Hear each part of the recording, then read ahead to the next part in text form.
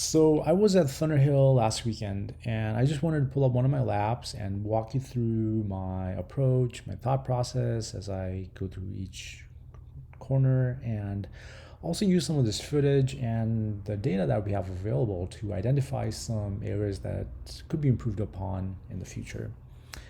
And just so you know, I'll be stopping, pausing this video frequently as I add commentary. So if you do want to watch the uninterrupted, uncommenterized version of this video, I will leave a link in the description down below. And just for reference, I'm on my 2018 KTM RC390. Cool. So just apex 15. Now we're on the front straight. Make sure I'm nicely tucked in.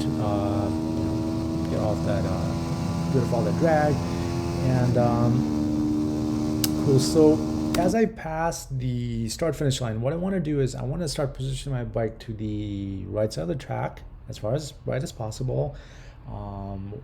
Definitely more to the right of the blend line. And the reason I want to do that is I want to carry I want to carry some roll speed through turn one, right? I want to carry as much speed as possible through turn one. And by increasing my radius, that effectively increases my my turn-in speed, right? So position myself to the right. Oh, and as far as tipping points go, there's a painted there's a little bit of a painted horizontal strip up here, which I use as a tipping point. So tip in, I want to make sure I hit the inside apex of 1, and drift out to the right side, or drift out to the outside apex. Use the track that I have, and get back on the gas. So I'm a little bit out of the power band. I'm still in 6th gear for reference. Once I get my mental capacity back, I'm going to downshift to 5th, get back in the power band, and still be full throttle. Cool. Now entering turn 2. So I'm entering turn 2 more from the outside edge of the track, right? So just keep in mind, it's a track day. If it were a race day, someone might take the inside line, but hey, we're going to talk about it from a track day perspective, right? So turn 2. I like to think of turn 2. Well, turn 2 is a nice corner because it's such a long corner that you have a lot of time to kind of break it down and think about things. So I like to break it down into 3 parts. One is the corner entry for turn 2. I like to also think of it in terms of the roll speed through 2, as well as the corner exit, right? So if we start, so let's say if we want to start, so let's say we want a good roll speed through 2, right? So if we work backwards, right, a good roll speed through 2 is determined by a good corner entry into 2, right? So what I want to do in this case is I'm starting from the outside of the track. As I start to see the tracks, as I start to see the corner sort of start curving away, I'm going to start leaning my bike over. I'm going to start gently trailing my brakes, and I'm going to start pointing myself towards the inside edge, the inside part of the track, right? So slowly trail my brakes. Once I'm on the inside of the track, I'm going to hold that roll speed, and I'm going to keep holding it until, this is the important part, I'm going to keep holding it until I see the outside apex of turn 2. Now, as I see the outside apex of turn 2, there's a few things that's going to happen. One is, now that I have vision of where I would like my bike to go, right? I can now start planning. I can now start planning to get there. So what I'm going to do is I'm going to start I'm going to start basically adding some throttle. Just hear me out. I'm going to start adding my throttle. I'm going to start adding some throttle, which effectively will increase my radius, right? So I'm going to start adding my throttle, which will increase my radius, which will drift me out towards the outside apex of turn 2, right? So it's, since I have vision, you know, I'm comfortable with increasing that radius because I know I can control it so that I don't, you know, I don't extend my radius too far such that I end up in the dirt, or, you know, you know, I don't need to wait until I can start giving it more throttle. With that being said, it's also important to take away lean angle as you start adding more throttle. And in order for that to happen, what I like to do at this point is start pushing the bike away from me.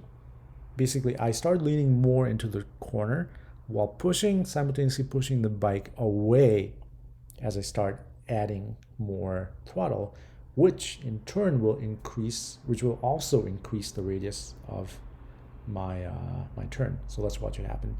So right about now, I see the corner, I see the outside apex, start giving it gas. This effectively pushes me wide, and I hit the outside apex of turn 2. So let's watch that one more time. So where are we?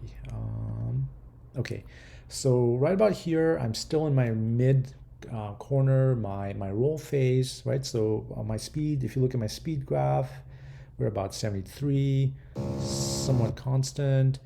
I guess right about now might be when I start to see the, right about now is when I start to see the outside apex. So this is when I start to gently add more throttle as I take away lean angle, right? So you can start to see you can start to hear my rail start increase. Now, as I enter turn 3, I start braking for turn 3. You know, depending on your speed, you might want to pick a suitable reference point. For me, it's one of the horizontal black lines that go across the track. Once I start, so I gently trail brake single turn 2 until I hit the inside. I hold an inside line to turn 3. You know, logically, I've always thought about you know, maybe doing a V line for turn 3 or starting more on the outside. But just from my experience, the track's been a little rough on the outside, which is why I tend to, I guess, like to stay more towards the inside of turn 3. So same for turn 3. Once I stay on the inside, which to the right side, which kind of sets me up nicely for the next turn, turn 4. So I'm going to flick it left. I'm going to hit the inside apex for turn 4. Now similar to as I mentioned for turn 2, once I see because I can see the outside apex for turn 4, right? So at this point, I'm going to start pushing the bike away from me, as in take away lean angle. At the same time, I'm going to start giving it more gas, and I'm going to increase, which will increase my radius. So it's going to land me towards the, it's going to shoot me towards the outside apex for turn 4. Right. So at this point, I'm still in 5th gear. If I remember, I should be wide open throttle at this point. So I'm in 5th gear. I'm a little bit out of my power band, but yeah, whatever. So again, pick a suitable braking point. I downshift to 4th. And I get ready to tip in for turn 5. As far as a tip-in reference point, there's this white horizontal line that cuts across the track on the right side, which I use as a tip-in point. So I brake, I'm still on my brakes, I'm still trailing gently in. Once I get my bike pointed, then I guess in terms of bike positioning, I do like to wait until my bike is pointed a little bit more towards the inside of the track, to the left of the track rather than right, because if you've been to Thunderhill, you know there's a nice grassy area, to the right side of the track. So if you are pointing at the direction, you know, you would definitely go off-roading, which I have before. So I do like to point it a little bit more towards the left. I mean, not fully left, but more towards the, I guess, where the center of the track would be, so that, you know, I am on track as I go down the hill, right? So class 5. Now I'm going to hold a constant throttle as I get to the bottom of the hill, and I'm going to wait till my bike's turned and pointed towards the right edge, towards the right side of the track, which will set me up for the next turn, turn 6, which is a lefty. So I'm going to wait, and I'm going to get back on the gas. And sometimes what I like to do to sort of accentuate that turn, or get my bike to turn a little bit more, is try to move my body more towards the inside of the turn, towards the right, which can help my bike, you know, turn a little bit, or if necessary, just decrease the throttle a bit. You know, if I find myself drifting too far out at the bottom of the hill, just decrease the throttle gently as my speed decreases. You know, my radius decreases as well. That turns my bike and kind of points me towards the right side of 6, towards the right edge of the track, which is when I get back on the gas. So coming up in 6, so yeah, I see Yasu's up ahead, so I'm going to slow down a little bit. But for now there's a few, I've seen turn 6 being taken, you know, in a few different ways, right? But what I was working on for this weekend was the concept of the slowest part of the corner, as Ken Hill has mentioned. So in essence, what the slowest part of the corner is basically the slowest part of the corner, right? So the goal there is, I want to get to the slowest part of the corner as fast as possible, stay in the slowest part of the corner for as little time as possible, and then get out of there in as little time as possible. So what I've been working on, what I was working on for this weekend is identifying the slowest part of the corner and trailing into that. So what I've chosen as a slowest part of the corner here has been the inside apex for turn 6. So I'm going to trail into there. Once I hit my slowest part of the corner, I'm going to get this is where my bike is pointed in the direction I would like it to go, and this is when I get back on the gas. So if you were to take a look at that again, so this is when I start getting on the brakes. I'm trailing in. This is where, if you look at the speed chart, you see this. If you look at the bottom part of this V, that is my slowest part of the corner. Once I hit it, this is when I want to get back on the gas. So 4th, 5th, 6th, full on throttle. For turn 7, stay to the left side of the track, knowing to make the track longer than necessary. And I stay to the right for turn 8. Clip the inside. Aim for the outside edge of the track here for turn 8. Now, there's a couple of things that I want to talk about for turn 8.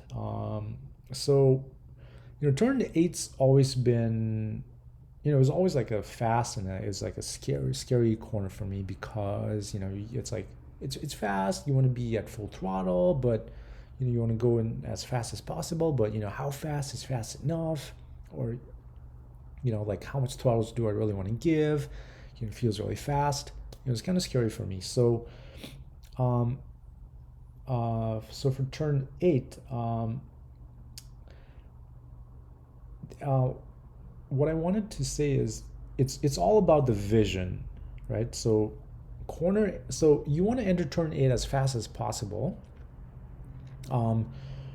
but in order to get to that point, what you need is vision, right? So vision gives you that confidence, right? It makes you comfortable entering a corner, you know, at a certain speed, right?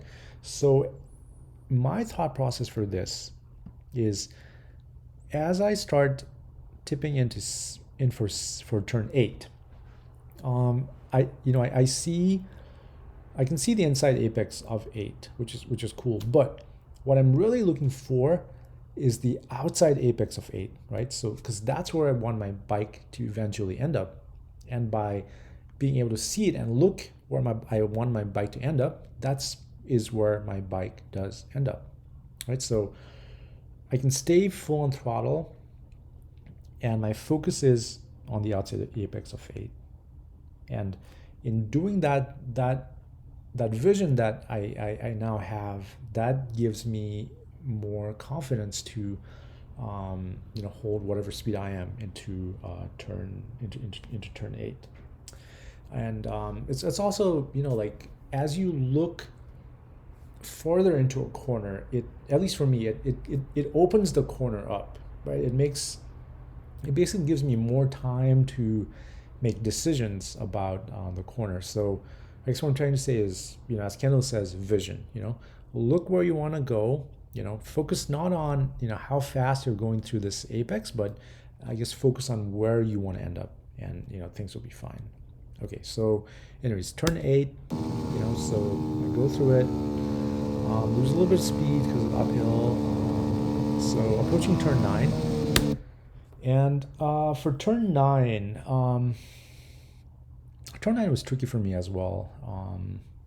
For the longest time, I never really had a good reference point for turn 9. I guess by reference point, I mean points, as in, where is my braking point, where's my turn point, where are my apexes, where are my outside apexes.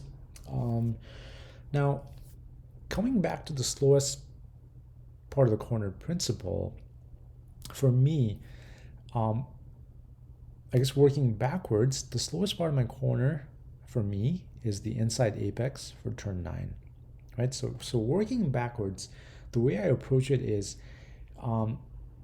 if I want to get off the brakes here, right, I need to find a proper place to start braking, such that by the time I finish my braking, get my bike put in the direction, get my speed set, I am exactly at the apex, at the slowest part, after which I can get back on the gas, right? So so if you look at my speed chart, so I'm going to start braking, and right about here is my slowest part of the corner, after which I'm going to get back on the gas full throttle. Cool. So crescent 9, full throttle, go from 4th, 5th, 6th. Now, same thing for turn 10, right? So my slowest part of the corner that I chose is the inside apex for turn 10. So I'm going to adjust my braking accordingly, for my speed, for my brakes, my ability. So I'm going to choose a braking reference point. I'm going to trail in. Such that my slowest part of the corner, such that as soon as I hit my slowest part of the corner, I am enabled to get back on the gas as fast as possible. Same thing for turn 11. So I'm gonna start on the outside edge of the track, start trailing in, slowest part of the corner, get back on the gas, flip the right side of the track, flip the left, make a straight line, get back on the gas, tuck in, hold 5th, 6th, full on gas. Similar here, working backwards. I choose the slowest part of the corner, which is about here. Once I clip it, get back on the gas, drift to the outside edge of the track, stay on the gas, stay on the gas, stay on the gas. Now, if you look at my speed chart, you can sort of see there's a little bit of a dip here, right? So this is, if we were to rewind a little bit, this is as I approach turn 15, right? So what does this mean? This is most probably caused by a little bit of me getting off the throttle just a bit, so I can adjust my direction for turn 15. Right, so instead of me being able to stay on the gas and bin it through as I go past 15, it looks like I need to let off the throttle just a bit to adjust my direction and then after which I am able to get back on the gas. So, you know, how do I address this? So what I need to do is I would need to pick my slowest part of the corner, or my, I guess my apex, a little differently, such that once I get my bike turned, I can then get on the gas and stay on the gas without needing to adjust my throttle to change direction, right? So once I'm on the front straight, this part's pretty simple. Tuck in, head down, 6th gear, get that speed on. And so keep going.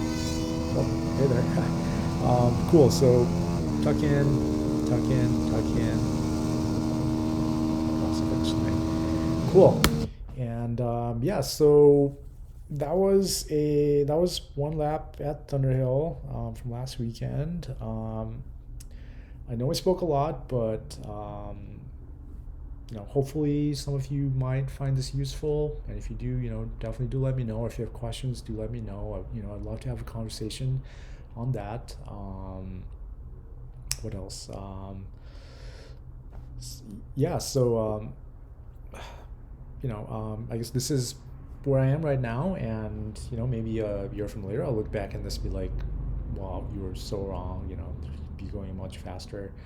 I'm sure, you know, I would love to get to that point, but until then, I guess this is, a reflection of where I am at this stage of my riding. I wouldn't say career, but my riding life. So cool, yeah. Hope you enjoyed this. Yeah, definitely do let me know if anything, and yeah, stay safe out there. Bye.